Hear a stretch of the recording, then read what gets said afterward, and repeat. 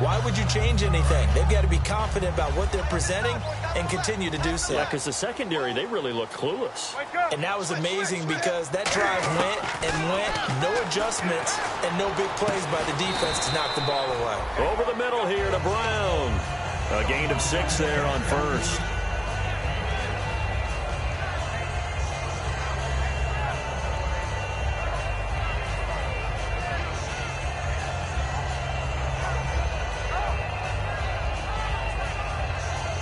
So the offense readies for a 2nd and 4.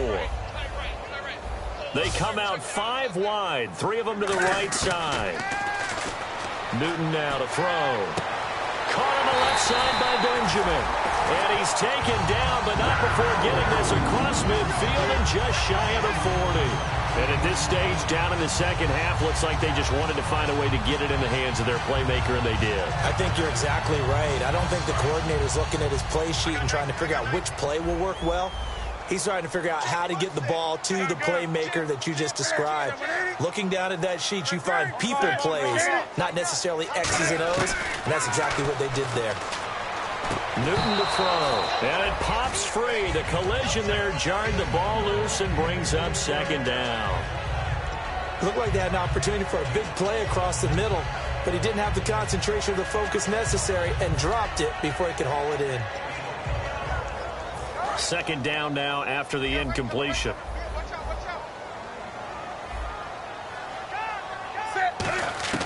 Second and 10, Newton again. And his pass is intercepted for the 4th time today. Xavier Rhodes with a pick. And a big turnover there as his guys will get the football back. And now out comes Minnesota. And they had 3 points last time, but they didn't want 3 points because they were well within range of scoring a touchdown. We'll see if they can do better now. I'm with you on that one. Let's just go ahead and be frank about the whole thing. The only one happy about the 3-point kicker. Exactly. You put it through the post.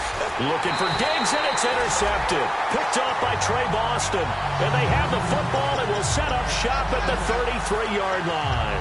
Carolina getting set to take the field. Looked like they had something going last drive. Then the interception happened. Will they recover? The memory they need to keep with them is that they did have something going. They were moving the ball on offense, had a nice sequence going. Don't worry about the other part. You can't get that back. Let's go back to what you were doing well before. I thought you were going to say they need to have no memory, but remember the good part, forget the bad. I like that even better. The intended receiver was Corey Brown, and it's 2nd down. My high school coach, John Ford, used to say all the time, if you're in a bad situation, laddie, don't compound.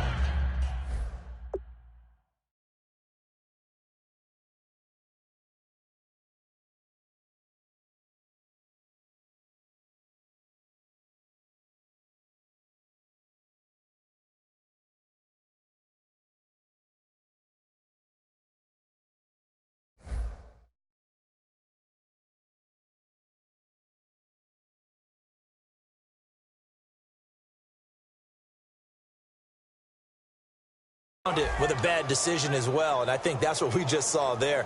Harassed in the pocket, and he throws into double coverage anyway. He called you laddie? He called me laddie, and that was the nicest thing he called me.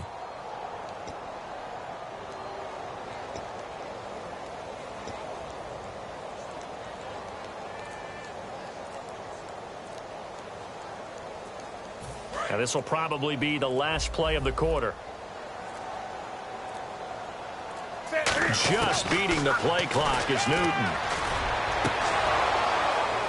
And this one is incomplete. And we're back now in Charlotte. It's the Panthers in possession of the football, but facing a deficit here as we get to the 4th and final quarter of play.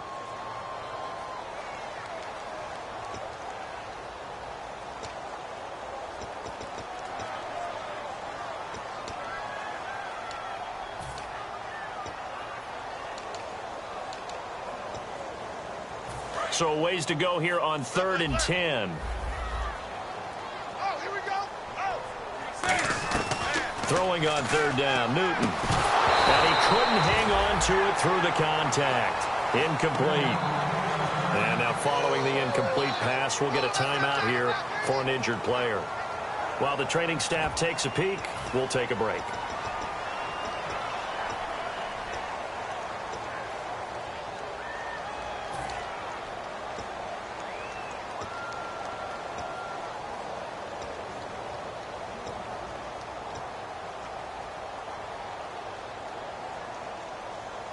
All right, they're going to try and keep hope alive here on 4th down. They're going for it. Desperation time. Newton, 4th down. And now here is another interception. Picked off by Harrison Smith. And he'll return it to the 24-yard line.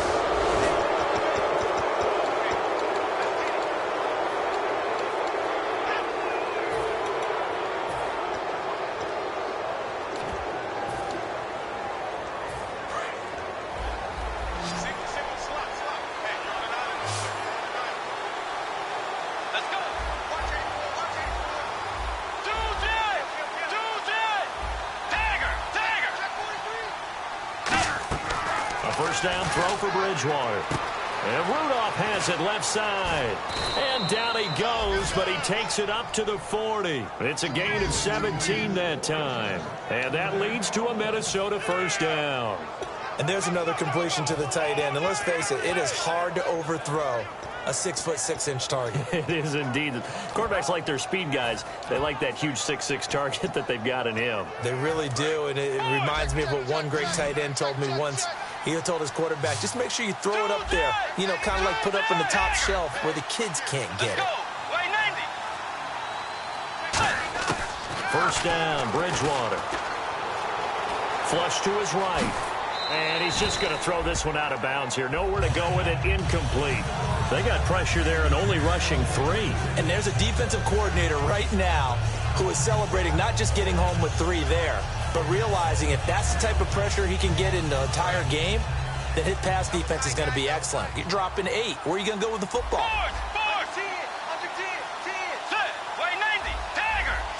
So the D-line's going to spread out. Possible run anticipation here as the D-line sandwiches together. To throw, Bridgewater. He's got time in the pocket. And Rudolph has it, the tight end. And he's taken down, but not before he gets this into enemy territory across the 40. And defensively, they just don't seem to have much of an answer for this passing game. Not at all. Look at the confidence that's exhibited here. With that type of a lead, clock on their side, instead of running it, they're still throwing it, trying to pick up first downs and keeping the football. On 1st and 10, Bridgewater. Oh, the ball comes out on the hit, but they'll say it's incomplete. It's a tried-and-true formula, and I don't think it'll change for as long as we play football. If someone's trying to throw the ball and you can put pressure on them and make it tough, that's only going to help your defense. Yeah, he's since being hurried. He got rid of it before taking the hit, but incomplete.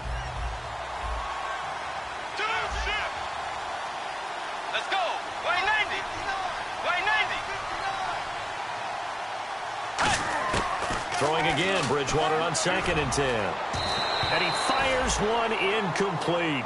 Johnson was the intended receiver, and it's 3rd down.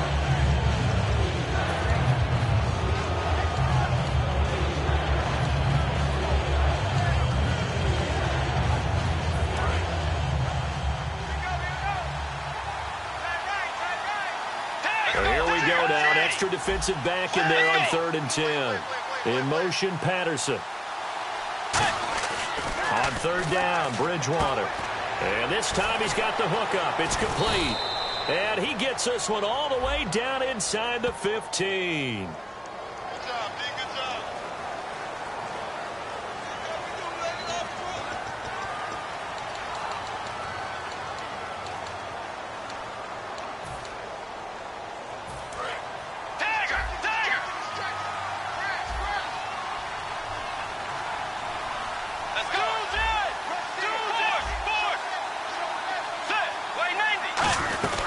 Following the penalty, it's Peterson. And he'll get about 5 here as he'll take this down inside the 20-yard line. Tackle made by K'Wan Short. The 4th quarter here, they've got the lead. They want to keep it on the ground. That's what they're doing. Smart football. Keep the clock grinding. Keep it going. But you got to figure now, they're going to see more people stacked up at the line of scrimmage as they try and bleed it out. And on the outside, they're playing press coverage. Again, Peterson. And able to push his way forward here for a good little gain. In on the tackle there, Luke Kuechly. And there's a run to be happy with. Good, solid yardage. He'll take that anytime you hand the ball to a back. Play number 7 coming on this drive. It's 3rd and inches. They come out with 1 back and 3 tight ends.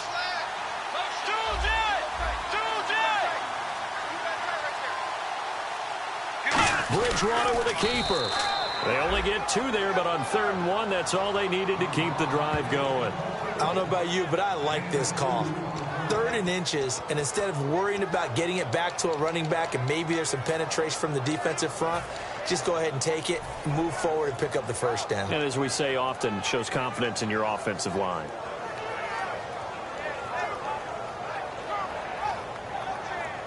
And the offense lining up 1st and 10.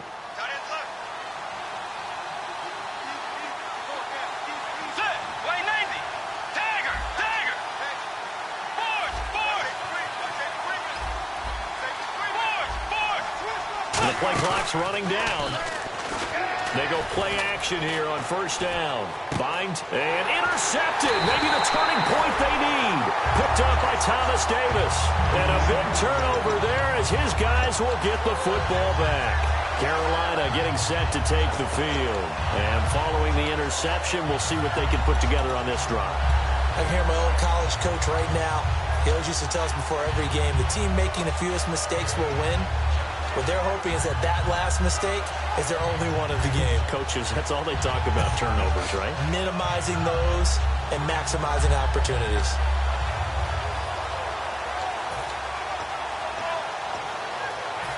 Very tough spot here for the offense to start. They'll put 2 receivers left, 2 to the right. Now following the interception, here's Newton. Caught on the left side by Benjamin. Give him 9 there on the 1st down completion. 2nd down now after the pass completion. And quickly they get to the line.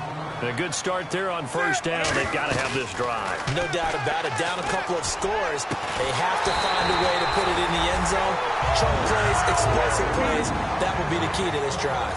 A great job pulling that one in from a guy, as we know, who can really blaze. He's got a lot of speed. And that speed can work for him so many different ways.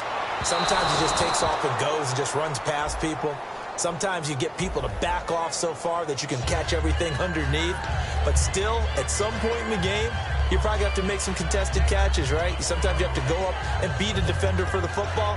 He has that in his arsenal as well. Showed it right there.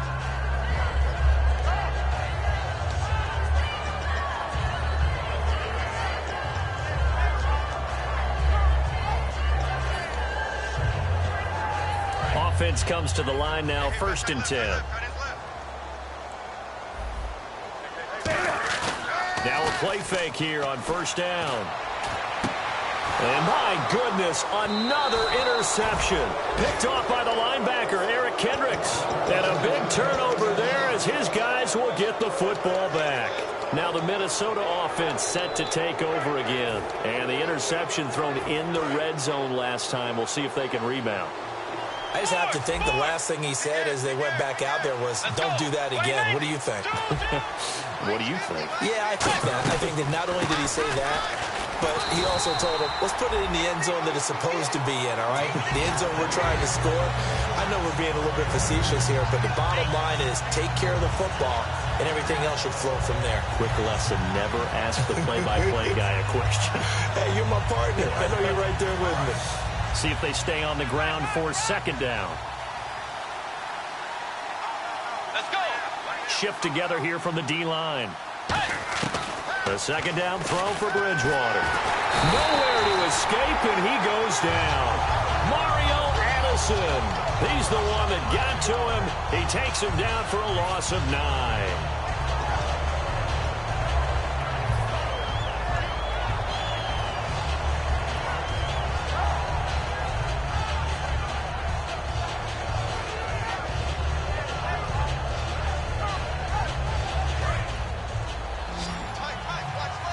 The defensive line disperses a little bit here, maybe expecting a pass.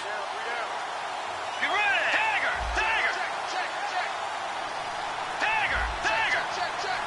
Set. Move with the edge. 3rd and long for Bridgewater. And intercepted. Maybe the turning point they need. It's the Pro Bowler Luke Kuechly that picks it. And he will take this down to the 10-yard line. Now the Panthers offense, they get set to come back onto the field. And in enemy territory last time through the interception. We'll see what they do on this drive. Can't wait to see how it alters what they decide to do in play calling. Do they continue to throw the ball? Do they want to lean more on the running game? It'll be an interesting sequence of plays that they've got coming up. Does it often affect the play calling with the interception? How much does that change what you do? I think it does depending on why the interception was thrown. Sometimes it's just a matter of the defense made a great play, so you continue to come back. But if it's on you, if the offense just doesn't have the confidence, if they're a little bit shaky, maybe try and take the pressure off and run the ball a little bit. On second down, here's Newton. And that is out of the back of the end zone, incomplete. He was trying to get it that time to Ted Ginn. And it's third down. They got to have 6 here. It's 3rd and goal. The wide receiver moving to a new spot. Switch. 20. Switch. Newton to throw. A hit as he throws there, incomplete. Third down is a down. Both sides know they absolutely have to win. And the name of the game for the defense is pressure on the quarterback. But pressure on the quarterback with contact, that's how you end up winning it. And Gano's kick is right through. And this is back down to a 7-point game. So you knew one way or another that you needed 2 scores. They get the easy one out of the way. Now they'll need to get the ball back. So, Brandon, the question is, how do you accomplish that? You can onside kick it, or remember, since you've got all 3 timeouts, you can still kick it deep and try to play defense. And this will not be returnable. It's out of the back of the end zone for a touchback. Now the Vikings offense works their way back onto the field.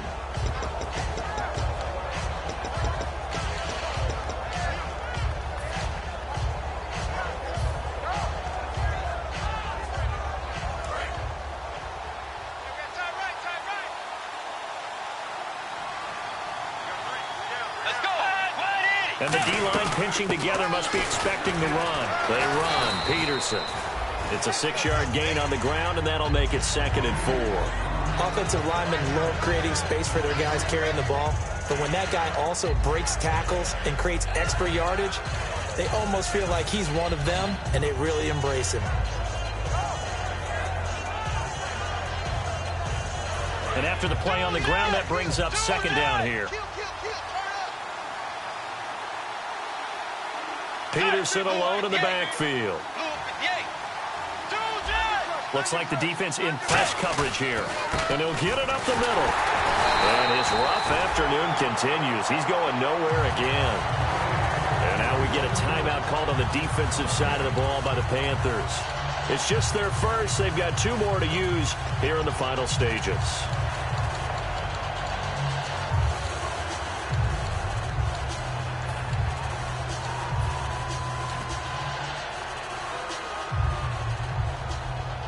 So the offense needing 4 yards. It's 3rd down.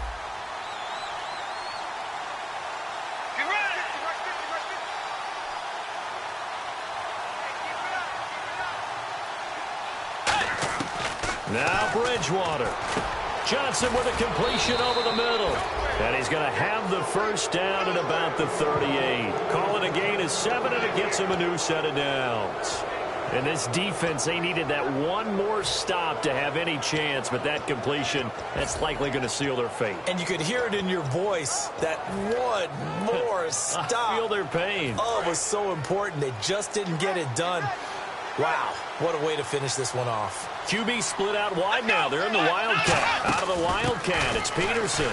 They run it with McKinnon. The Panthers are going to take another timeout. That'll leave them with just 1 remaining in this 4th quarter of play. And the offense there, the O-line, everybody really on offense, they were just manhandled at the point of attack. Yeah, you could pretty much call them all out, couldn't you? Almost by name, right? That was a very tough sequence for the offensive line. But how about that defensive front creating a new line of scrimmage and creating a lost yardage possibility?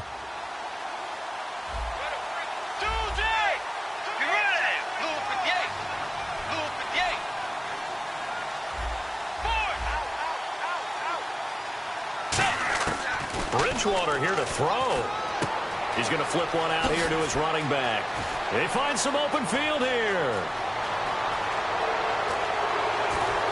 And he's across for the touchdown. And in the final minute, that should just about seal it. And that touchdown should make you feel comfortable. But do you really feel like it's totally over yet? Not totally, but I think you're pretty much there. Yeah, you've still got to make sure you stay with it, do all the right things down the stretch, especially on defense. But that touchdown there, you've got to feel good about your chances.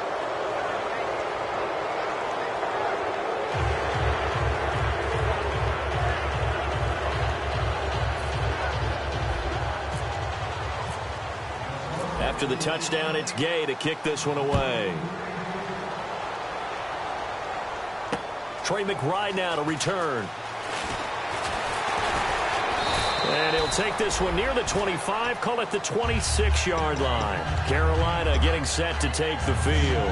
What do you do here down like this in this situation? Do you maybe just pick something out of the playbook you haven't called in a while, or you call it a day?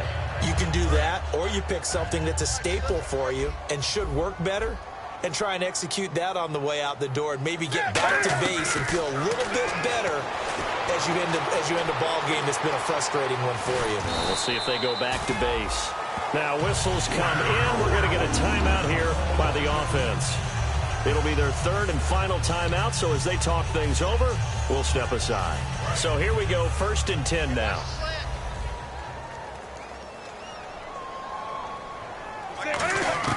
On 1st and 10, Newton.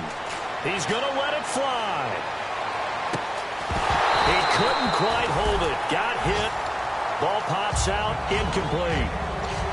Well, they went for the big play there, but that drop could really hurt their momentum. And this will likely be the last play and wrap things up. They'll put 2 receivers left, 2 to the right. One last throw here for Newton. A dump off here to Stewart. And he's going to get this all the way down inside the 35. A recent memory.